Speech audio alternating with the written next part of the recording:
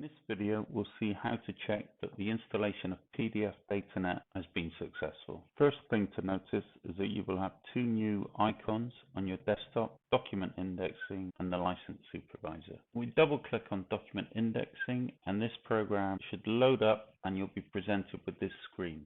If you get a message saying invalid license, something has gone wrong and you should send us a message via the client portal or send us an email. Once you have this screen, the next step is to find one of the PDFs that you've given us to automate and just drag and drop a PDF into this program and it will automatically recognize the PDF and use the template that we've built for it. And if you click here, you'll see a list of all the templates we've created for you, and you'll see the data that's been extracted. If all of this happens, everything's gone perfectly. If there's anything that's different, then post a message on our client portal and we'll get it sorted for you. And once you have this, click save and it will save the output file for you. Thank you very much.